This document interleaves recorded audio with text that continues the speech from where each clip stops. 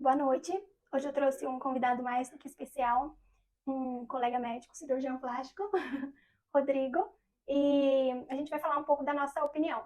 Como vocês já sabem, eu acho mais benéfico do que maléfico as fotos de antes e depois, e ele vai falar dele. Eu não achava que essa medida fazia muito sentido, na minha opinião, porque, assim como eu, outros médicos gostariam de ter seus resultados divulgados. Óbvio que com o aval do paciente.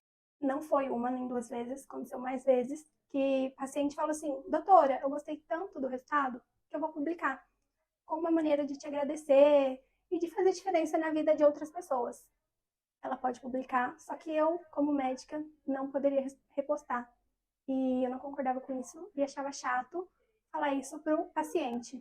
Eu quero fazer com que vocês percebam na foto de antes e depois o que pode te entregar de resultado. Não estarei garantindo nenhum tipo de resultado, porque cada indivíduo é único, e isso eu quero te educar para entender isso.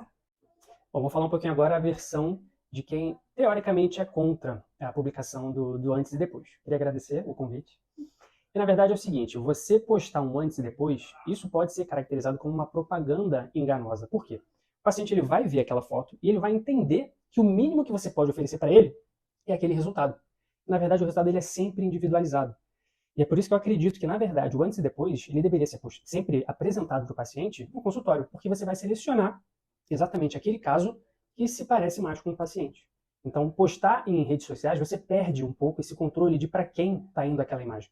E é por isso que é perigoso você postar e o paciente ele acaba tendo uma noção errada de que aquilo pode ser o resultado que é o mínimo que ele pode esperar.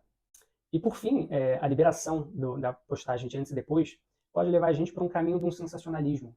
Então, todo mundo vai começar a postar antes e depois, a gente não vai ter um controle se aquilo é real ou não, e quem vai sofrer com isso vai ser o paciente. Ele não vai ter mais uma noção de qual é o melhor médico, qual é o melhor profissional para ele, ele vai simplesmente se guiar pelo antes e depois. Eu acho que o grande perigo está aí. O paciente ele precisa ser sempre conscientizado. Na consulta, a gente consegue dar esse feedback para o paciente, essa conscientização. Eu acho que liberar o antes e depois sem um controle, eu acho que essa é a questão, eu acho que permitir que o médico poste o antes e depois, eu acho que não é de todo mal, mas quando você libera sem ter um controle, aí sim a gente corre esse risco. Eu concordo. Né? O que eu quero que vocês saibam é: não acredite em tudo antes e depois, desconfie, tá? Tem que ter uma padronização de foto, luz, e desconfie de resultados de uma sessão que faz milagre. Isso não existe. É um autocuidado que é diário, e confie na gente. Não estou falando que você, médico, ou que você, paciente, tenha que concordar com a minha opinião. É só uma opinião.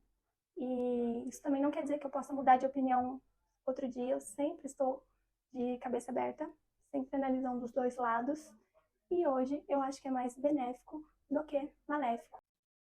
Bom, é isso. Quero agradecer ao Dr. Rodrigo por essa participação.